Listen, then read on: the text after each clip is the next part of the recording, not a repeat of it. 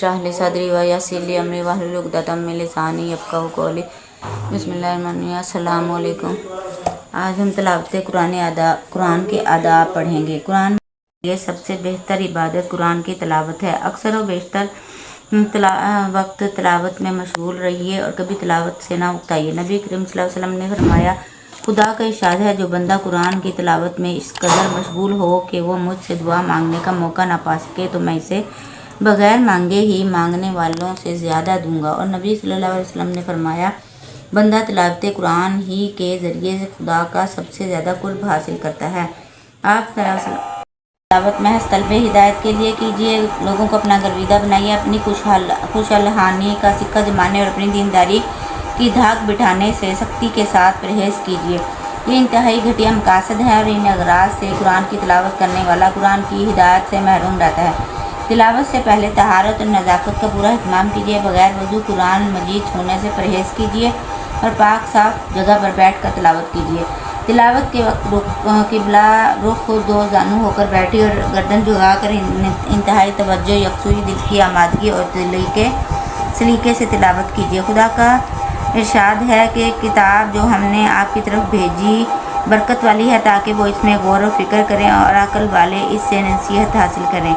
तजवीद और तरतील का भी जहाँ तक हो सके लिहाज रखिए। हरूफ ठीक अदा कीजिए और ठहर ठहर कर पढ़िए। नबी करीम सल्लल्लाहु अलैहि वसल्लम का इरशाद है, अपनी आवाज़ और अपने लहजे से कुरान को आरास्ता करो। नबी सल्लल्लाहु अलैहि वसल्लम एक हरफ वाज़ा करके और एक आयत को अलग अलग करके पढ़ा करते थे। यूँ तो जब भी मौका मिले तिलावत कीजिए, लेकिन सहर के वक़्त तहज्जुद की नमाज में भी कुरान पाक पढ़ने की कोशिश कीजिए। यूँ ये तिलावत कुरान की फजीलत का सबसे ऊंचा दर्जा है और मोमिन की ये तमन्ना होनी चाहिए कि वो तिलावत का ऊंचे से ऊंचा मर्तबा हासिल करे। 3 दिन से कम में कुरान शरीफ ख़त्म करने की कोशिश ना कीजिए। नबी सल्लल्लाहु अलैहि वसल्लम ने फरमाया, जिसने 3 दिन से कम में कुरान पढ़ा, इसने कतन कुरान को नहीं समझा। ये समझकर तिलावत कीजिए कि रूए ज़मीन पर इंसान को अगर हिदायत मिल सकती है तो सिर्फ इसी किताब से और इसी तसव्वुर के साथ इसमें तफक्कुर और तदब्बुर कीजिए और इसके हक़ाइक़ और हिकमतों को समझने की कोशिश कीजिए। फर तिलावत ना कीजिए, बल्कि समझ कर पढ़ने की आदत डालिए और इसमें गौर फिक्र करने की कोशिश कीजिए। हज़रत अब्दुल्लाह बिन अब्बास रज़ियल्लाहु अन्हु फरमाया करते थे कि अल-कारिया और अल-कदर जैसी छोटी छोटी सूरतों को समझ कर पढ़ना इससे ज़्यादा बेहतर समझता हूँ कि अल-बकरा और आले इमरान जैसी बड़ी बड़ी सूरतें फर पढ़ जाऊँ और कुछ ना समझूँ। नबी करीम सल्लल्लाहु अलैहि वसल्लम ने एक मरतबा सारी रात एक ही आयत को दोहराते रहे। तिलावत के बाद दुआ मांगिए। हज़रत उमर रज़ियल्लाहु अन्हु की एक दुआ के अल्फाज ये हैं कि अल्लाहुम्मा अर्ज़ुक़नी तफ़क्कुरा व तदब्बुरा व बिमा यतलूहु लिसानी मिन किताबिका वल फ़हमा लहु वल मारिफ़ता बिमाआनीहि वन नज़रा फिया अजाइबिहि वल अमला बिज़ालिका मा बक़ीतु इन्नका अला कुल्लि शैइन क़दीर।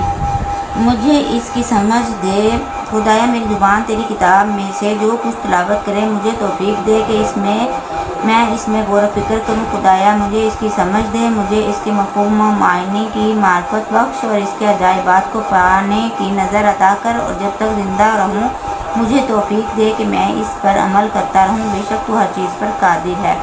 तिलावत के दौरान में कुरान की आयात से असर लेने की भी कोशिश कीजिए। जब रहमत, मग़फ़िरत और जन्नत की लाजवाब नेमतों के तज़किरे पढ़ें तो खुशी और मुसर्रत से झूम उठिए और जब खुदा के गज़ब और अज़ाब जहन्नम के होलनाकी का तज़किरा पढ़ें तो बदन कांपने लगे, आँखें बेइख्तियार बह पड़ें और दिल तौबा और नदामत की कैफियत से रोने लगे। जब मोमिनीन सालिहीन की कामरानी का हाल पढ़ें तो चेहरा दमकने लगे और जब कौमों की तबाही का हाल पढ़ें तो गम से निढाल नजर आएँ। वईद और डरावे की आयत पढ़कर कांप उठें और बुशारत की आयत पढ़कर रूह शुक्र के जज्बात से सरशार हो जाए।